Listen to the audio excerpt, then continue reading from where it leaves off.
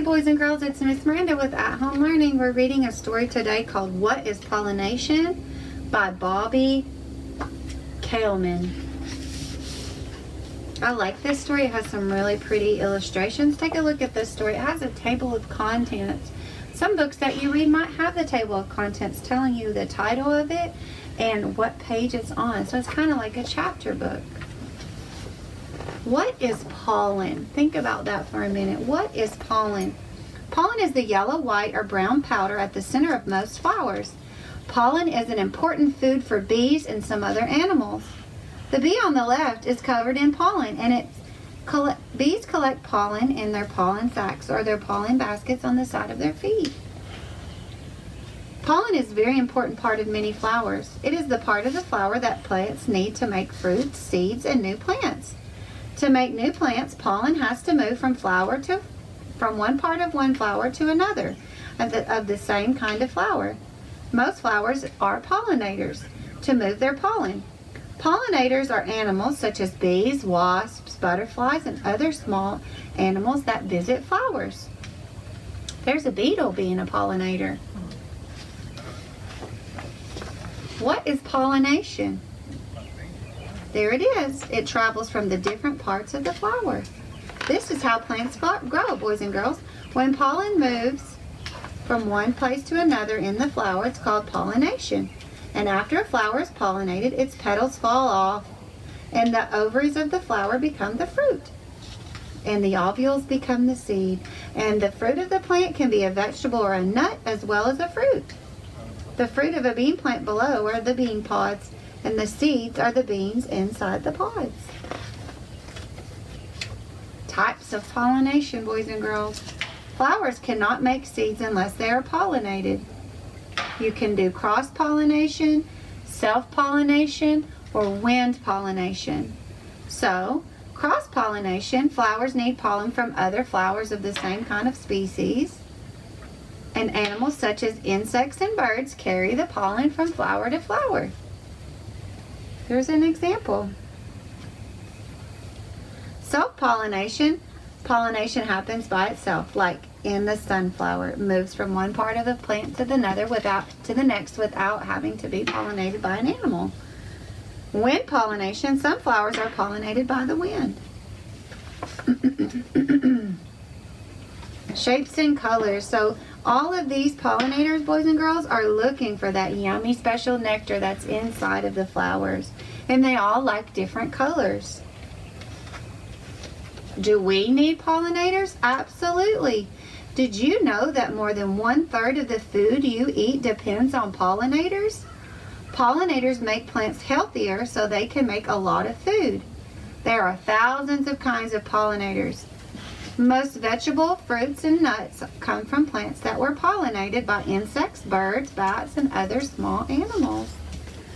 Here are some examples of the foods that we eat that come from pollinators. We've been talking this week about insects and insect pollinators. That's right. There are thousands of kinds of insects that pollinate plants. Bees, wasps, butterflies and moths, flies and beetles. Without these insects, boys and girls, we would not have many of the foods that we eat. And here's illustrations of them. So pollinating even happens at night.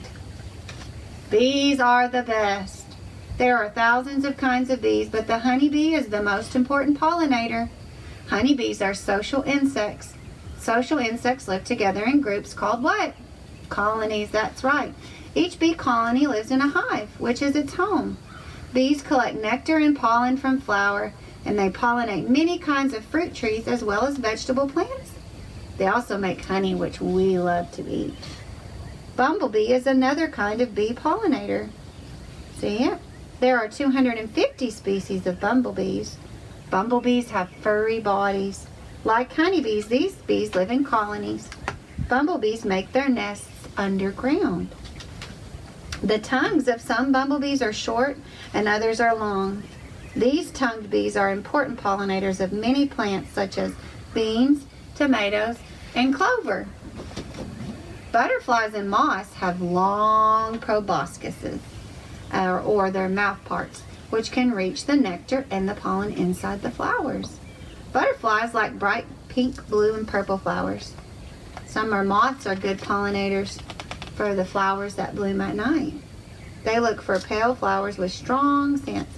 Here's a picture of the proboscis going down into the tube of the flower to get the nectar. Here's this proboscis too. It's like a straw. Sucks it up. Wasps and flies. Wasps are mainly carnivores. Carnivores eat other animals. Wasps hunt small insects. Many insects live on plants. Wasps visit flowers to look for smaller insects that they can find there. They also drink flower nectar to give them energy to hunt insects. While they hunt insects, wasps pollinate plants by carrying pollen on their bodies from flower to flower. Wasps also help nature by eating many insects that damage plants. Flies are very important pollinators. Because there are so many of them, the most important fly pollinators are called the hoverflies and the bee flies. But many other flies visit flowers to feed on the nectar. Look, they kind of look like a bee, don't they, boys and girls? There's also the beetle pollinators. Beetles visit flowers for many reasons. Some eat the pollen and nectar in flowers, and some eat the whole flowers. Other beetles feed on the smaller insects that visit flowers. Beetles that are smooth are not the best pollinators because pollen slides off of their bodies. The best beetle pollinators are those with hairy bodies because the pollen sticks to their hairs and they travel from flower to flower. Ladybugs are beetles that feed on small pests such as aphids. Aphids damage our plants.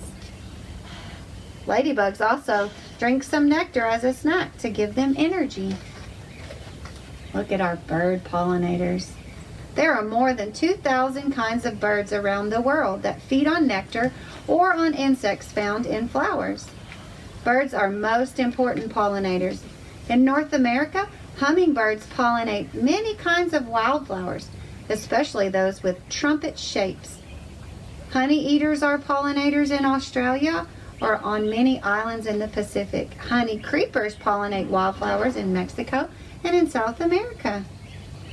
All of these birds, boys and girls, are important pollinators. Look at this. Lizards, bats, and possums. Animals that hunt insects often pollinate plants. Some lizards visit flowers to find insects to eat. When they visit a flower, pollen sticks to their bodies.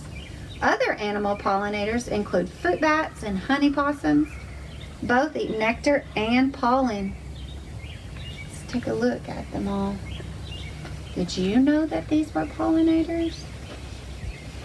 Pollinators are in danger. Pollinators are very important to us, and without them we would not have fruits and vegetables, nuts, honey, or chocolate. The most important animals are disappearing from Earth. When people build in wilderness areas, animals lose their homes and their food. Pesticides and diseases are also killing many pollinating insects.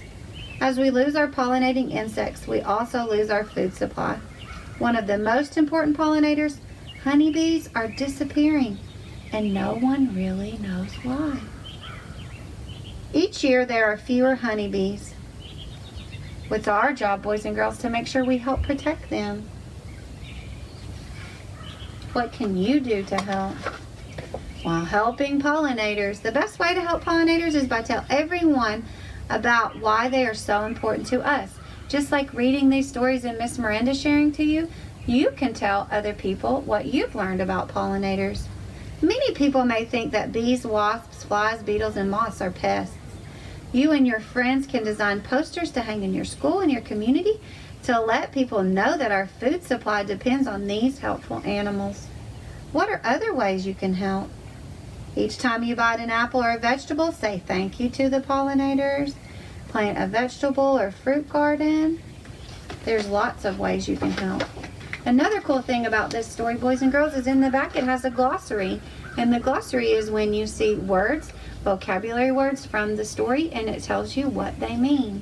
So I want you to think about some words that you may not have known in our story, like pesticide. Look that up. What does pesticide mean? What is the wilderness? What about nectar and carnivore? Think about all of those things that we did. Think about who were the best pollinators and illustrate your most favorite pollinator. I'll see you next time.